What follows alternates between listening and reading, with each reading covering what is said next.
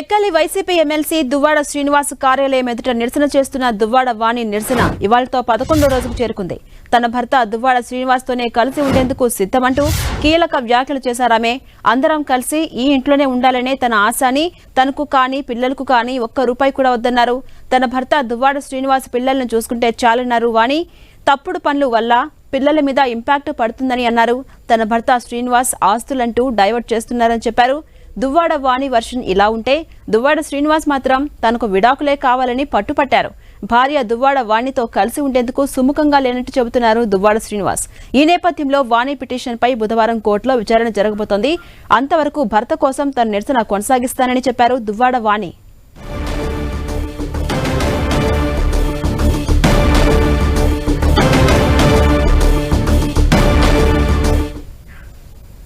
ఇక దువ్వాడ శ్రీనివాస్ ఫ్యామిలీ వ్యవహారంపై మరిన్ని అప్డేట్స్ మా ప్రతినిధి బాలు అందిస్తారు. బాలు, ఝాన్సీ, దువ్వాడ శ్రీనివాస్ వివాదం రోజుకు కొత్త మలుపు తిరుగుతుంది. ఇప్పటికే అనేక ట్విస్టులు జరుగుతుంటాయి. అయితే తాజాగా ఏదైతే దువ్వాడ వాణి ఉన్నారో అక్కడే నిరసన వ్యక్తం చేస్తూ తన పిల్లల హైందవి నవీనతో పాటు నిరసన వ్యక్తం చేస్తున్నారు. అయితే ఆమె నిన్న సాయంత్రం ఒకసారిగా కొంత యూటర్న్ తీసుకున్న పరిస్థితి అయితే కనిపిస్తుంది. ఇప్పటికే ఒకవైపు ఇరు కుటుంబ సభ్యులు చర్చలు చేపట్టడం, చర్చల్లో కొంత ప్రతిష్టంభన రావడంతో పాటు కొన్ని కీలక డిమాండ్లు ఏవైతే డైవర్స్ సంబంధించి కానీ ఇతర ఇప్పుడు ప్రస్తుతం దువ్వాడ శ్రీనివాస్ ఉంటున్న ఇంటి విషయంలో అయితే ఒక క్లారిటీ రాలేదు. మిగిలిన అన్నింటికి కూడా దువ్వాడ శ్రీనివాస్ ఒప్పుకున్న పరిస్థితి. అటు ఫ్యాక్టరీస్ సంబంధించి కానీ ఇతర ఆస్తులకు సంబంధించి కానీ దువ్వాడ వాణికి కానీ పిల్లలకు కానీ రాసి ఇచ్చేందుకైతే ఆయన సుముఖంగా ఉన్న పరిస్థితి. అయితే దువ్వాడ వాణి మాత్రం తాను ఎటువంటి డిమాండ్లు పెట్టలేదు. కుటుంబ సభ్యుల నుంచి కొన్ని ప్రపోజల్స్ వెళ్ళుంటాయని చెప్పేసి ఆమె చెప్తూ ఉన్నారు ఇప్పుడు కొత్తగా.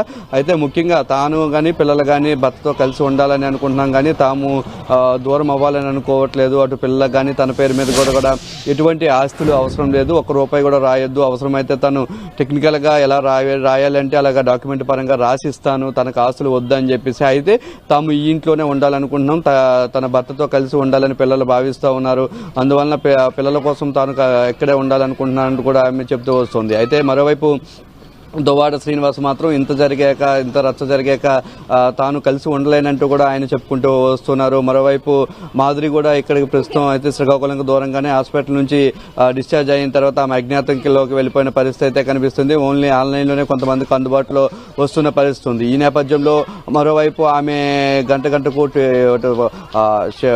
సోషల్ మీడియా వేదికగా కొన్ని వీడియోస్ని కూడా వదలడం కొంత సంచలనంగా మారుతుంది. అవి కూడా కొంత దువ్వాడ శ్రీనివాస్ దగ్గర అయ్యే విధంగా ఉండడంతో చర్చ అయితే ఒకసారిగా ఈమె యూటర్న్ తీసుకున్నట్టుగా కనిపిస్తుంది. వాణి కూడా వెంటనే తను చక్కదిద్దుకునే ప్రయత్నం చేస్తుంది. మరోవైపు అటు కుటుంబ సభ్యుల నుంచి కానీ అటు సామాజిక వర్గం నుంచి కూడా ఇరు వర్గాలపై కొంత ఒత్తిడి వస్తున్న నేపథ్యంలో వెనక్కి తగ్గాలని చెప్పేసి వాణి భావిస్తున్నట్టుగా తెలుస్తుంది.